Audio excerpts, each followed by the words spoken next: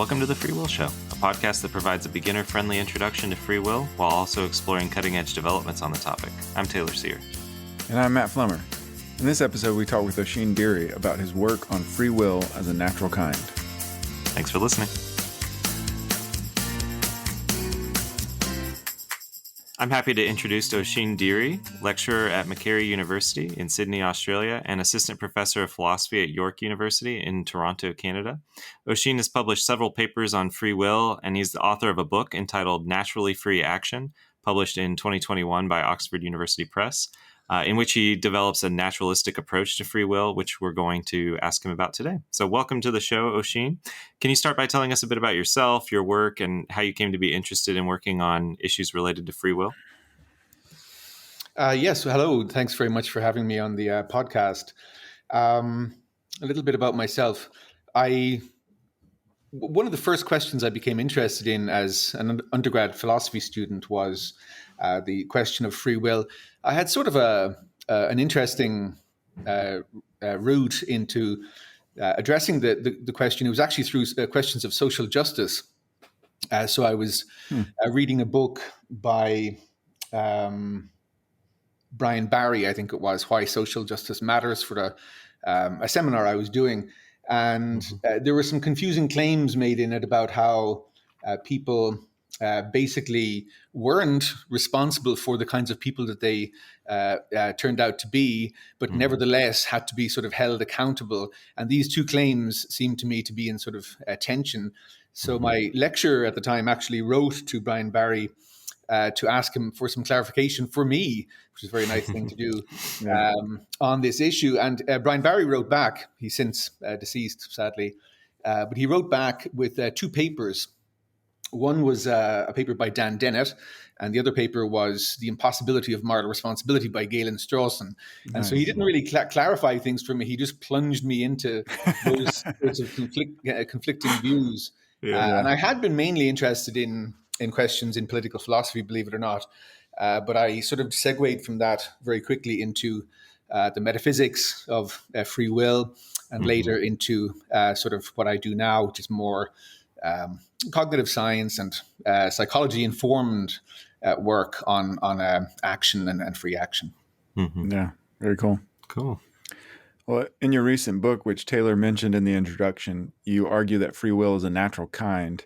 So first of all, could you explain what you mean by free will and what it means for something to be a natural kind?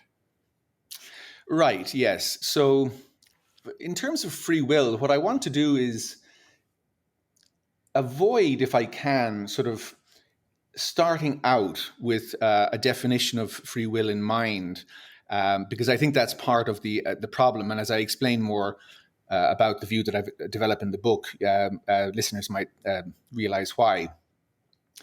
But what I want to do is just sort of follow others in the debate and take free actions, paradigmatically free actions at least, seemingly free actions, to be the sorts of actions, as many people put it, that we tend to hold people accountable for, morally responsible for, liable to blame and possibly praise for, and so on. So they're a group of actions that we all sort of know roughly how to point to. And what I want to say is that if free will exists, then free will is whatever those paradigm cases of free action, apparently free action, have in common, interestingly in common, if anything. And so that's why I'm thinking of them then as something like a natural kind. So the central claim that I defend in the book is that free will, or as I sort of operationalize it, the ability to act freely, might be a natural kind. I'm not insisting that it is, but I think the default presupposition is that it is, and we have to sort of cash out what that is then. Now, I cash out that claim in terms of a particular view about natural kinds, the homeostatic property cluster, or HPC view. And I think that's an attractive and useful view about natural kinds, but contrary to what anybody might think if they've actually read the book, it's not actually terribly important to me that it's the right view of natural kinds. So I'm happy for others to cash out the sort of central claim I make about free will possibly being a natural kind. In terms of some other naturalistic view about natural or even social kinds. And as I just let slip there, I don't even really care whether free will is a natural kind. What I mean by that is that I'm not particularly interested in sort of getting into squabbles about natural kinds, what they are, and so on. It's the central motivation behind adopting at least something like a natural kind view that is important to me.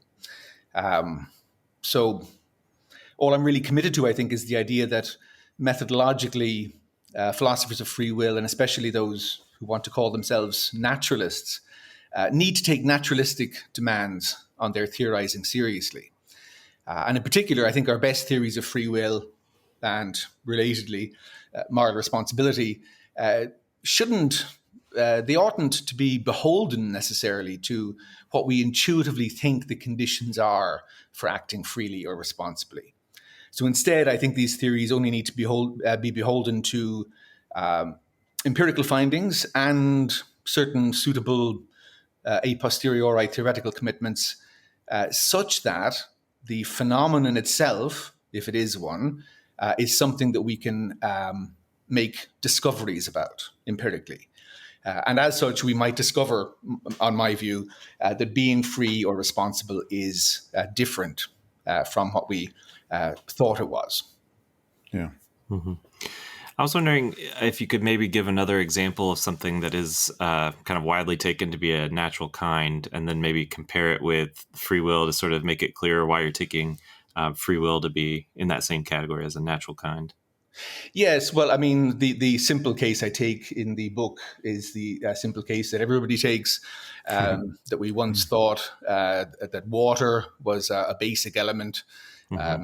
And we later discovered that, in fact, it was made up of two more basic things. And we didn't, as a result of that, think that because water didn't sort of fit the presupposition we had about it, that water didn't exist. Instead, we just revised what we thought about water. And that's the same sort of thing for a range of natural kinds. The idea is that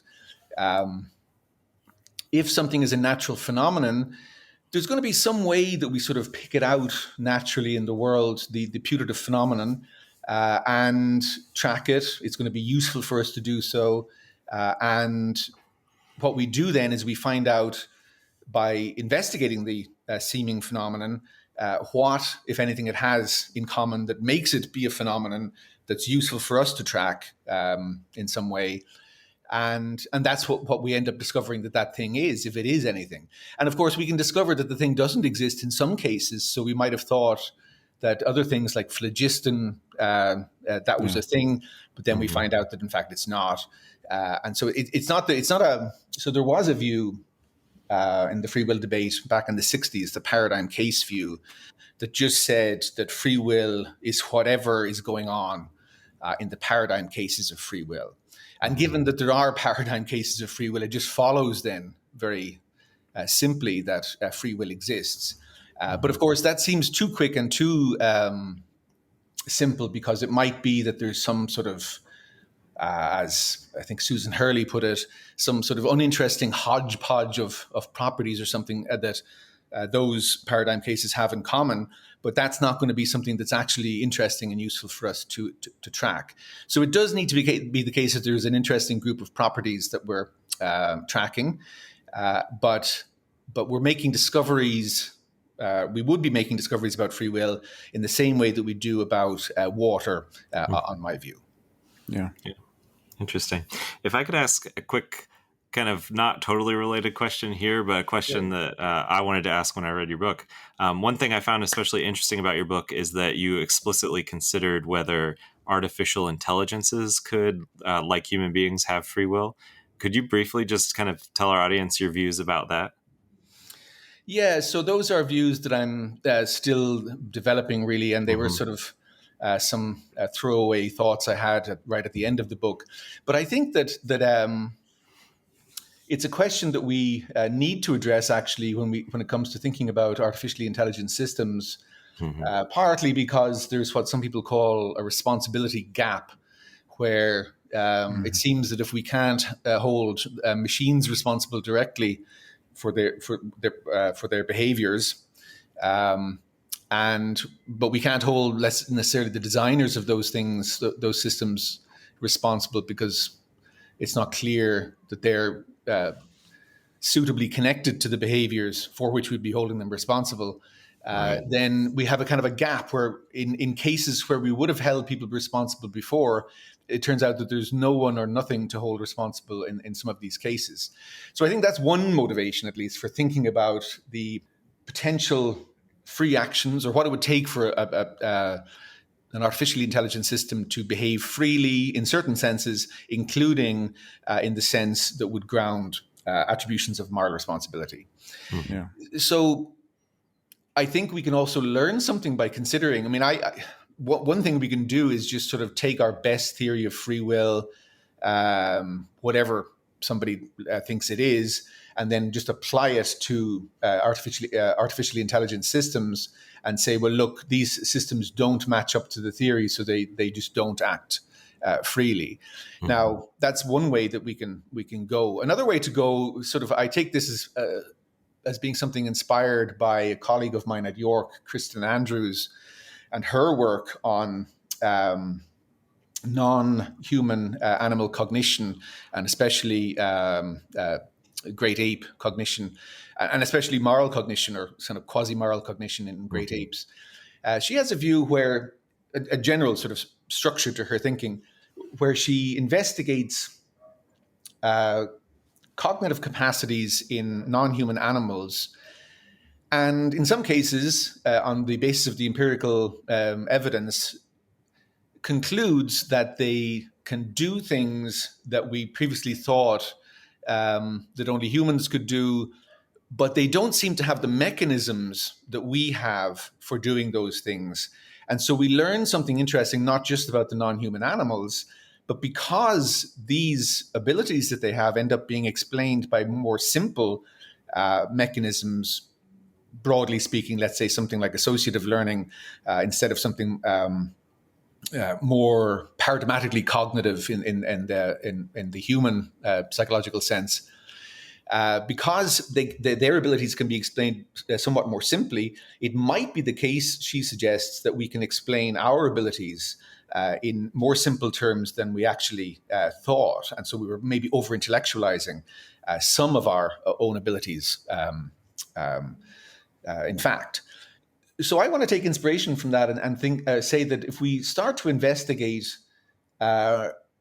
emerging technologies, how they behave, and if something were to come up to some sort of standard where at least paradigmatically, it looked like it was behaving freely in sort of the way that ChatGPT looks like it's writing decent essays at the intro college level or something, then we might investigate what's going on there. And if it turned out that there's something interesting going on, and we were able to explain that in more simple terms than we explain our own certain agentive abilities of ours, then it might turn out that we can explain our own agentive abilities more simply than we thought. So that's just one sort of strategy for thinking about the issue. It's not something I'm committed to or I've even worked that much on, but it's an interesting thought that I'm currently writing on. That's great. Yeah. Cool. Your book gives some attention to what you call the phenomenology of acting freely. Could you say what that means and explain how the phenomenology of acting freely informs your view? Yeah. So it's funny. I got interested in the phenomenology of action long before I had the idea that free actions might be a natural kind. It was at an amazing, legendary, in a way, summer school in Budapest, the Central European University, when it was actually located in Budapest previously. There were 3 summer schools held there on free will, aspects of responsibility, it was called. And many of the people who are now up and coming writers and philosophers on the topics of free will and moral responsibility were there as grad students. And of course, many of the famous professors that I hadn't met and had only sort of read from afar as an undergraduate in Ireland were also in attendance. It was a very exciting time. Terry Horgan was there, and he was the one who got me interested in the phenomenology of agency. And so one sort of way of getting interested in the topic of free will is to think about what grounds our attributions of moral responsibility. And that's the one everybody's familiar with. Another, potentially more basic in certain senses, motivation for being interested in the topic of free will is our seeming experience of acting, our experience as of acting freely, of seemingly acting freely. So, you can get interested in the ability to do otherwise by sort of, I'm pouring some milk or cream in my coffee 20 minutes ago, and I'm wondering, will I put an extra dollop in? And I'm kind of hovering there. And it really seems like, well, I could do one thing or I could do the other. And either I put the extra dollop of milk or cream in or I don't. And similarly for issues about being sort of the source of my action, I can reflect on whether it feels like antecedent forces are working through me, issuing in my actions, or if in fact the actions, the buck sort of stops with me in some way internally.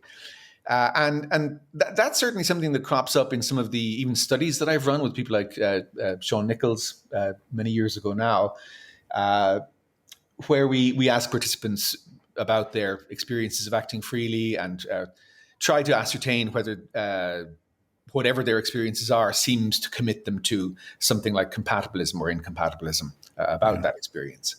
So it's an interesting sort of route into thinking about free will. And I think it's something that any account of free will has to, I think in the end, has to say something about and sort of give an account of, because it's going to be, it seems to me, quite unsatisfying, certainly to me, and I think to a great many ordinary people, the likes of which were the participants of the studies I've run. They're going to be unsatisfied if they're told, oh yeah, look, compatibilism is true, you have free will, everything is fine that way, whatever our theory is that we give. But that experience you have about how much milk to put in your coffee in the morning, that's completely non-veridical. So it's not accurate. That experience, you're radically mistaken in your experience at every moment of your life, but that's not really important. You're morally responsible for your actions. That seems jarring in some way. Yeah. And so that's the sort of reason that I think a theory has to have something to say about the phenomenology. Mm-hmm. Mm-hmm. That's interesting. Well, you just referred to it, but one of the central debates in recent literature on free will concerns whether free will is compatible with determinism. This is a topic we've devoted an entire season of the podcast to. Could you describe your view on whether and why free will and determinism are compatible?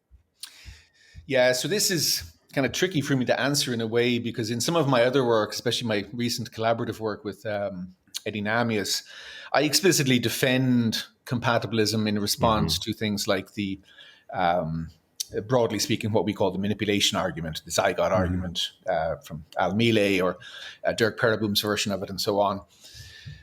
In my own work, I'm less committed than that. In a sense, what I'm trying to do in the book is do, as it were, an end run around the compatibility question. Yeah. I think what ends up happening, to use John Fisher's memorable phrase, we end up in dialectical stalemates, which really are stalemates in the sense that it becomes difficult to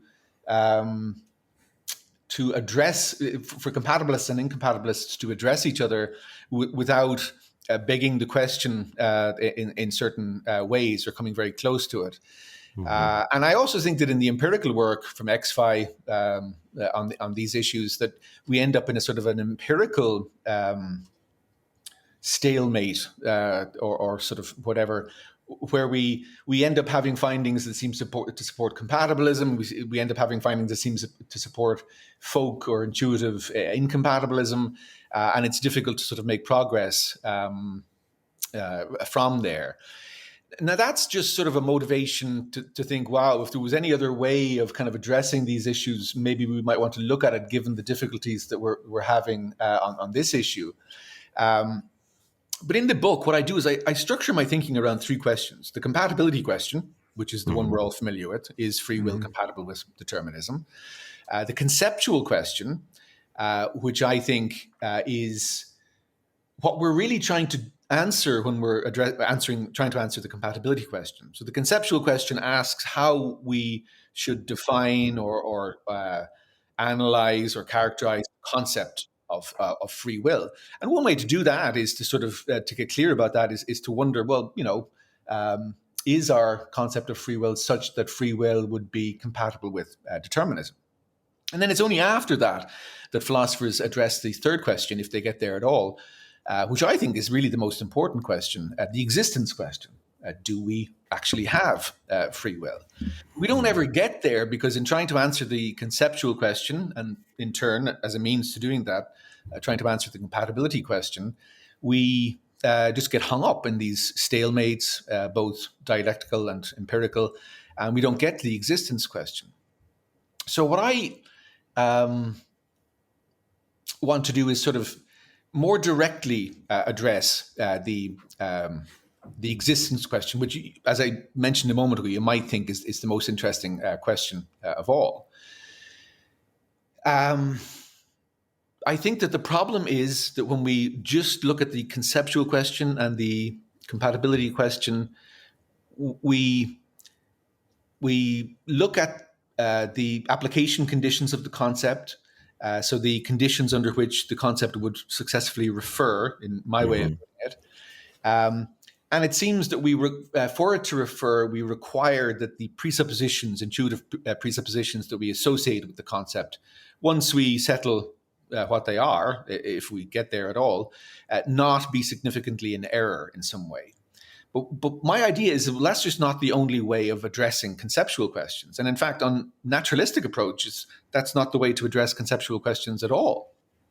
On the kind of approach that I want to adopt, we can tackle the existence question much more directly by taking a different approach to answering the conceptual question. And so on this sort of approach, I think we can end up bypassing the compatibility question altogether and kind of fortuitously, as it were, then avoid thereby what I take to be both the empirical sort of impasses and dialectical stalemates that seem to hamper progress on that question. Mm-hmm. So on my view, look, we investigate this putative phenomenon directly if we find out that there's a suitable cluster of properties that is, that in some, on my view of natural kinds, these properties are sort of homeostatically supporting each other, and they're useful in certain ways for us to track, then maybe free will exists. Now we're back to the compatibility question, just out of interest. Then having found out now that free will exists, and that our concept of free will is in fact tracking something like that and refers successfully, we can ask, well, is free will compatible with determinism? Well, to answer that question now, we have to go and find out whether determinism is true. Given that we know that we have free will now, if determinism turns out to be true, well, then it just so happens, as it were, slightly uninterestingly now, that free will is compatible with determinism, but it's not really sort of the primary focus anymore. Yeah. That's interesting. Mm-hmm. One apparent threat to free will is that there seems to be empirical evidence suggesting that many of our behaviors are caused by implicit biases, and so they seem not to be exercises of free will. How would you respond to this sort of worry?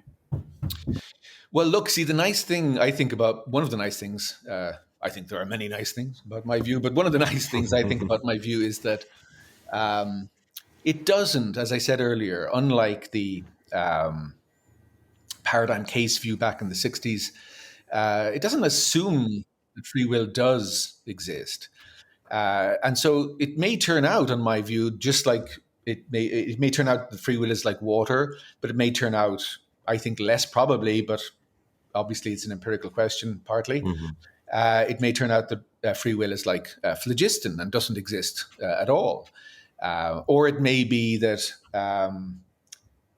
which I think is the most likely outcome, that free will exists, but is at least slightly different than we thought it was. Yeah. So there we have a possibility that some of the actions that we might, for some other reason, I mean, if we decide that certain actions are not free because they're caused by X. And we fill in X by implicit biases or this or that or whatever we want, something from neuroscience, anything else. The only way we can conclude that free will doesn't exist on that basis is if we already have an idea of what free will is in mind. And then it seems like these empirical results about biases or something from neuroscience, whatever it is, are in conflict with those presuppositions. But on my view, we don't do things that way. We sort of look at the phenomenon, and if it has something interesting in common that's still sufficiently useful for certain purposes for us to track, then if that's in conflict with some of our presuppositions about what free actions consist in, we just have to revise what we think free actions consist in. That's broadly speaking in line with other people like Sean Nichols has a view similar to this. Manuel Vargas, more famously perhaps, has a view similar to this. Kelly McCormack, some other people. Their views are slightly different than mine, but broadly speaking, they agree with that last claim that I made. But of course, you might end up being somebody like Greg Caruso or Dirk Pereboom, who they antecedently think maybe that free will doesn't exist. But you might end up at that conclusion in a different way, on my view, by investigating the putative phenomena and deciding that in the end they don't have anything interesting in common. It's an uninteresting hodgepodge, in Susan Hurley's phrase, of properties. And so it's like phlogiston. Free will doesn't exist. And so you end up at an eliminativist view or a view. I characterize Dirk Pereboom's view as that sort of thing because I want to talk about preservation or elimination of concepts. That's obviously not what he calls his view himself, but you might end up with that kind of view where you say that free will doesn't exist by finding out that the thing that you're seeming to track isn't held together interestingly. But in between sort of it exists and it doesn't exist, there's a lot of room for, wow, like free actions are maybe different than we thought they were. And also, maybe there's certain limitations on our agency that we in fact, a la Dirk Pereboom and Greg Caruso or something, maybe need to take more seriously. There are certain constraints on the kind of agency that we have that we weren't sufficiently attentive to before. And that's, on my view, then not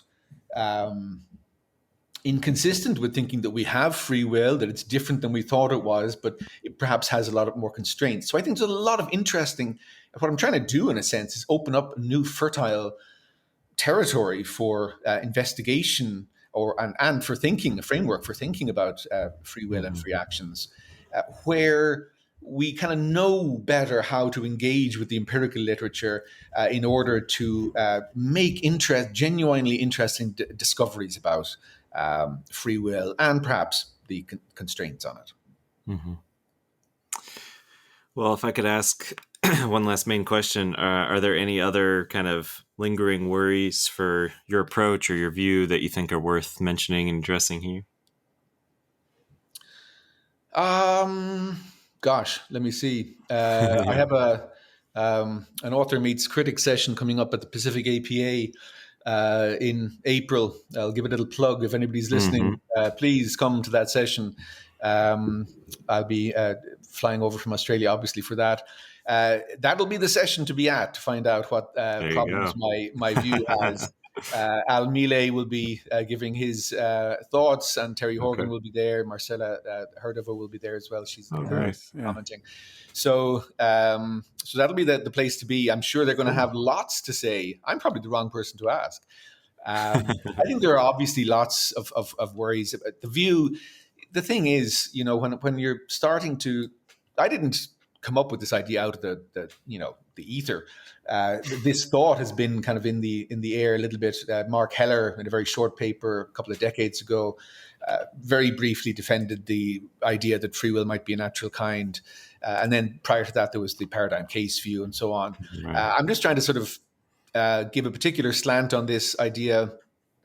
And when you're doing something like that, you're kind of wandering off the better beaten paths. Sure. And those better beaten paths, you're less likely to make mistakes on because everybody has kind of, there's well-worn furrows for you to go along in, and you know where the places are not to step, and so on.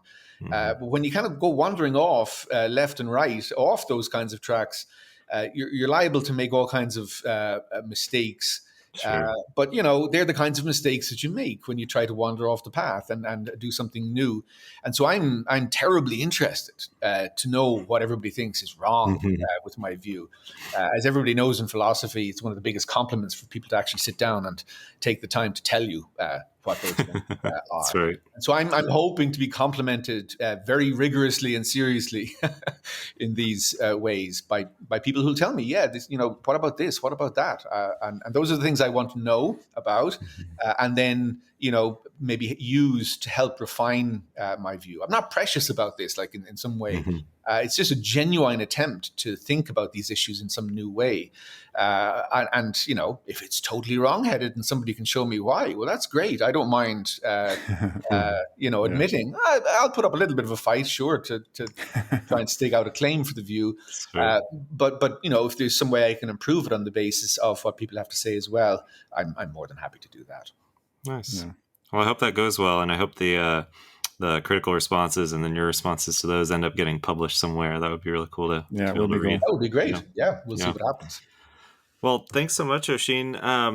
Where can listeners who are interested, other than the book that we keep plugging and referring to, where can listeners go to read some of your work, to follow what you're doing next? Well, my own website, so it's www.oisindeery.com, is the best place. I maybe I can say this sort of on the air, so to speak, but maybe somebody from some publishing house will come back to bite me about it. But I actually post all of my papers there. So if you're interested in reading anything that I've published, they're all available to download there, notwithstanding whatever somebody else might have to say about that. Until somebody chases after me someday, that's where they are. That's probably the best place to go if you want to read anything of. I post links to things like this, podcasts or other interviews I've done, and so on there as well. Very cool. Yeah. Thanks again, Oisin. Well, thanks for having me. This is great. Thank you. Yeah. In our next episode, our guest will be Andrei Bukharev, professor of philosophy at Marist College.